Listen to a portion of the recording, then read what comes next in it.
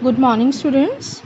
I hope you all are fit and fine to learn more. Today, in the continuation of Chapter 6, Staffing, we are going to explain you the next topic, that is selection process. Students, in this chapter we have two processes. First, process of staffing, and second, process of selection. As you already know, in staffing process, this is our third step after recruitment. Recruitment अभी हमने last video में पढ़ा था. अब next step है staffing process का recruitment के बाद selection.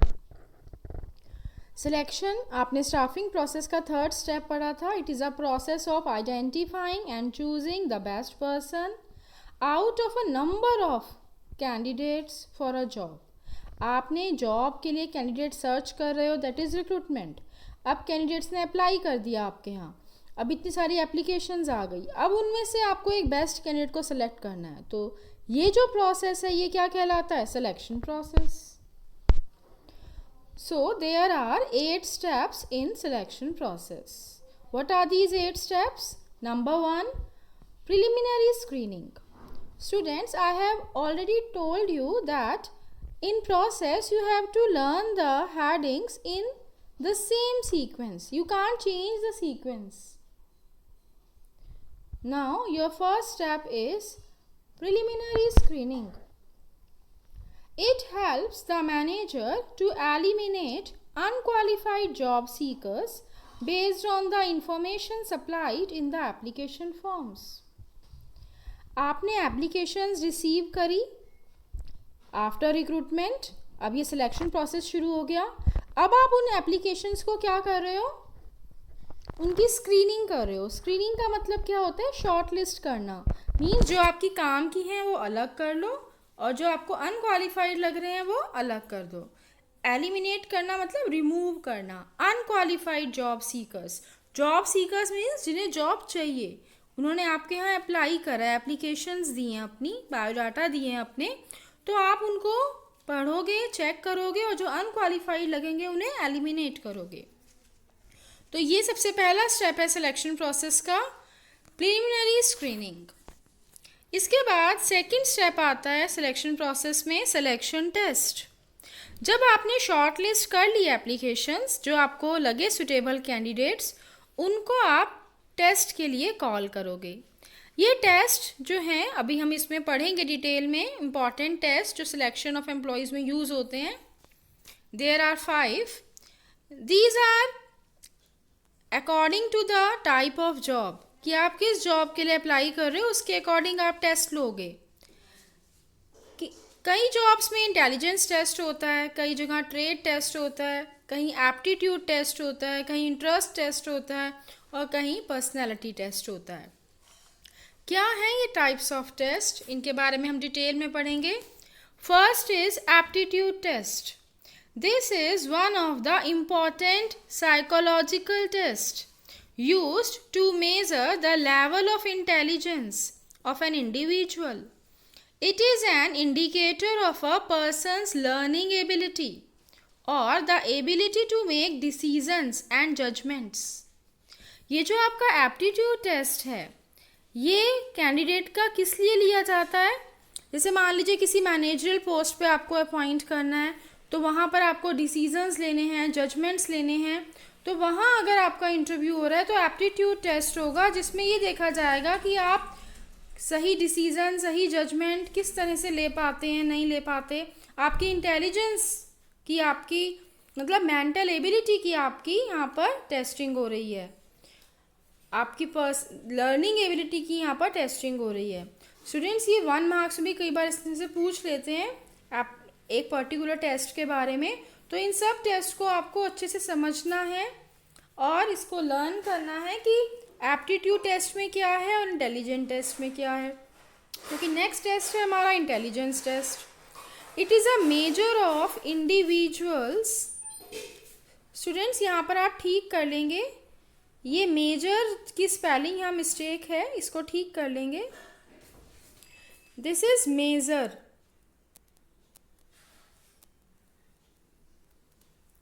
It is measure of individual's potential for learning new skills. आप क्या नए स्किल्स कितनी जल्दी सीख पाते हैं, नया काम कितनी जल्दी सीख पाते हैं, ये चीज़ यहाँ पर आपकी टेस्ट हो रही है. It indicates the person's capacity to develop, कि अगर आपको ट्रेनिंग दी जाए, आपको सिखाया जाए, तो क्या आप सीख पाएंगे. जैसे जो यंगस्टर्स होते हैं वो जल्दी सीख जाते हैं, जिनकी एज ज़्यादा हो चुकी होती है उन्हें हम सिखाते हैं पर उन्हें सीखने में टाइम लगता है. जैसे हम एग्जांपल ले सकते हैं, मान लीजिए मोबाइल है, कंप्यूटर्स हैं, लैपटॉप्स हैं, तो इन पर आप देखो जो यंग्स होते हैं वो जल्दी उसको कैच कर लेते हैं, जल्दी सीख जाते हैं. पर जो जैसे मान लीजिए हमारे ग्रैंड फादर हैं, ग्रैंड मदर हैं, उनको अगर हम सिखाएं तो उन्हें टाइम लगता है सीखने में. तो ये जो इंटेलिजेंस टेस्ट है इसमें ये देखा जाता है कि आपकी कितनी पोटेंशियल है, कितनी कैपेबिलिटी है न्यू स्किल्स को लर्न करने की, कितनी कैपेसिटी है, आप कितनी जल्दी काम सीख जाते हैं. तो एप्टीट्यूड टेस्ट और इंटेलिजेंस टेस्ट ये दोनों आपने पढ़े. एप्टीट्यूड टेस्ट में हम क्या टेस्टिंग कर रहे हैं, आपकी इंटेलिजेंस का लेवल, आपको कितनी नॉलेज है, आप रीज़न कितनी जल्दी सही डिसीजन पे पहुंच जाते हैं. और इंटेलिजेंस टेस्ट में हम ये देख रहे हैं कि आप कितनी जल्दी काम सीख सकते हैं, कितनी जल्दी आपका डेवलपमेंट हो सकता है. आपको काम सिखाया जाए तो आपकी कैचिंग पावर, आपकी सीखने की एबिलिटी कैसी है. Third is trade test. It measure the existing skills of the individual. आपको ऑलरेडी किस किस चीज़ का एक्सपीरियंस है, क्या क्या आता है ऑलरेडी, अभी हमने सिखाया नहीं, आप सीख कर आए हैं, तो क्या चीज़ आपको पहले से आपके अंदर नॉलेज है, वो देखी जाती है ट्रेड टेस्ट में. It measure the level of knowledge in the area of profession और टेक्निकल ट्रेनिंग. मान लीजिए हमने ड्राइविंग टेस्ट लेना है, कोई ड्राइवर अपॉइंट करना है अपने यहाँ, तो हम उसे कार चलवा कर देख रहे हैं कि उसे कितनी नॉलेज है, वो कितनी अच्छी कार चला पाता है, उसे टेक्निकल नॉलेज, अपने प्रोफेशन की कितनी अच्छी नॉलेज है. तो इस तरह के टेस्ट को हम ट्रेड टेस्ट कहते हैं. मान लीजिए हमने कंप्यूटर का पर्सन रखना है तो हम उसे कंप्यूटर चलवा कर देखते हैं, तो that is trade test. Next is personality test. It provides clues to a person's emotions, reaction, maturity and value system etcetera. These test measure the overall personality. जो कैंडिडेट इंटरव्यू देने आया है उसका हम यहाँ पे पर्सनैलिटी टेस्ट ले रहे हैं. इट मीन्स उसके पास वैल्यूज़ या फिर उसकी मैच्योरिटी या फिर उसकी इमोशन, रिएक्शन, ये सब चीज़ें हम जज कर लेते हैं. उसकी ओवरऑल पर्सनैलिटी हम यहाँ पर जज कर लेते हैं जब उसका टेस्ट लेते हैं. Next is interest test. Every individual has interest for some job और the other. Interest tests are used to know the pattern of interest or involvement of a person. यहाँ पर हम ये देखते हैं कि इस पर्सन का इंटरेस्ट किस चीज़ में है, इसकी क्या स्ट्रेंथ है, किस में ये अच्छे से इन्वॉल्व होता है, वर्क करता है, इसका इंटरेस्ट किस चीज़ में है. तो that is interest test. These are the 5 test. Now our second step of selection process is complete. First step preliminary screening, second step selection test.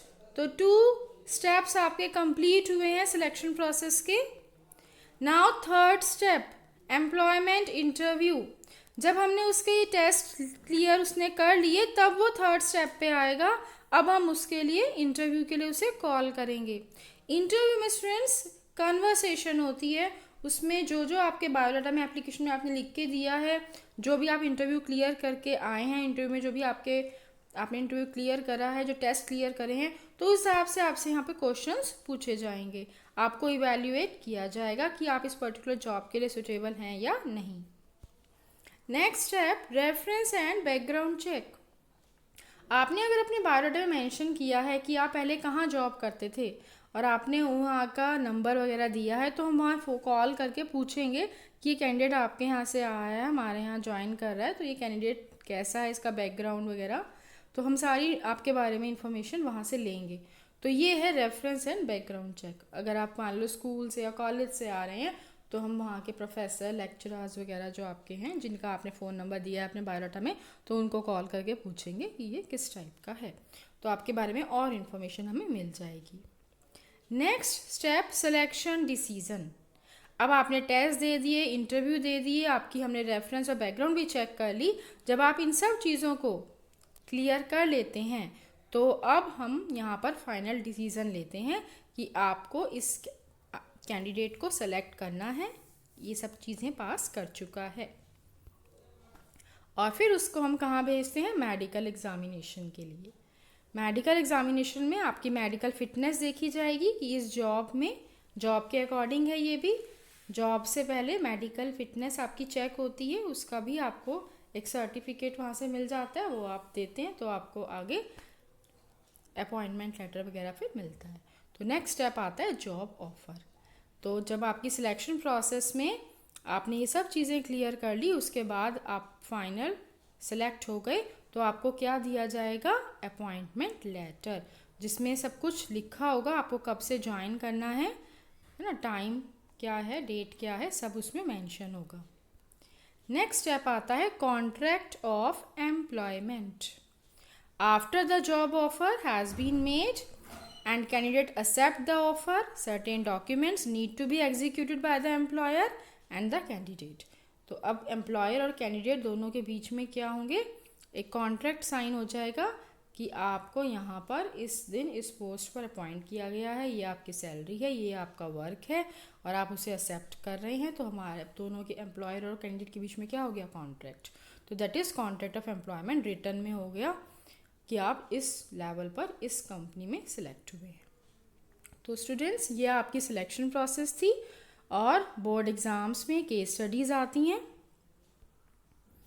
और मैंने आपको एक एग्जांपल दिया है, आप इसको पढ़कर समझ जाएंगे। और कई बार केस स्टडी इस तरह की होती हैं कि कुछ स्टेप उसमें दे दिए होते हैं, आगे के पूछे होते हैं, तो आपको पूरी प्रोसेस सीक्वेंस में लर्न करनी है।